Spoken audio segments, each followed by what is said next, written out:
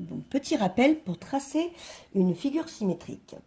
Sur un quadrillage, comme ici, il va falloir compter les carreaux à partir de l'axe de symétrie qui est ici.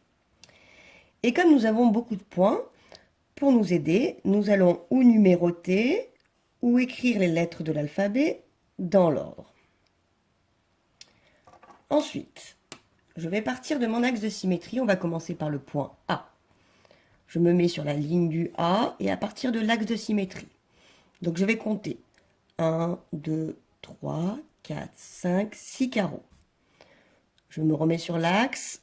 1, 2, 3, 4, 5, 6 carreaux. Et nous avons le point A. Continuons avec le point B. Je me remets sur l'axe, dans la ligne du B. 1, 2, 3, 4, 5. Je remets à l'axe. 1, 2, 3, 4, 5. Et nous avons le point B. Ensuite, continuons avec le point C. 1, 2, 3. 1, 2, 3. Voici le point C. Continuons avec le point D. Je me mets sur la ligne et sur l'axe. 1, 2, 3. 1, 2, 3. Et le point E. 1, 2. Je reviens sur l'axe. 1, 2. Le point E. Bon, là, j'ai suffisamment de points. Je vais pouvoir relier, comme une figure modèle, le A avec le B. Ici, le A avec le B avec le C avec le D avec le E.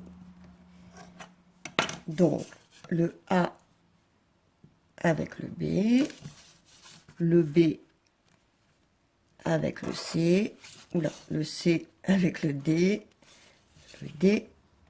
avec le E.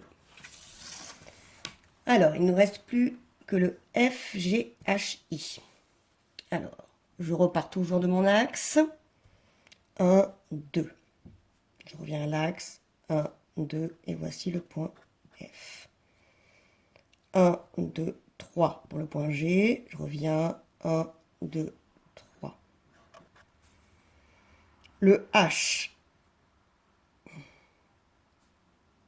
1, 2, 3. Je reviens à l'axe. 1, 2, 3. Et enfin le I. Je reviens à l'axe. 1, 2, 3, 4, 5. Je reviens à l'axe. 1, 2, 3, 4, 5. Voici le point I. Et je continue de relier. Donc, on avait fait A, B, C, D. Maintenant, le E avec le F avec le G avec le H, etc. Alors, allons-y. Le E avec le F. Je le fais au feutre, hein, mais vous, c'est au crayon à papier. Puisque là, c'est pour bien que vous voyez que j'ai fait une erreur là, d'ailleurs.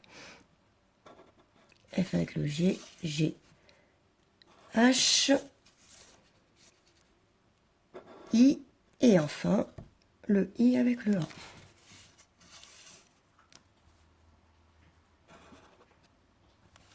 Voilà. Et pour vérifier que mes deux figures sont bien symétriques, je vais pouvoir plier le long de l'axe et mon E va devoir se superposer avec le E, mon D avec le D, etc. Alors voyons voir si je ne me suis pas trompée. Donc on va plier sur l'axe.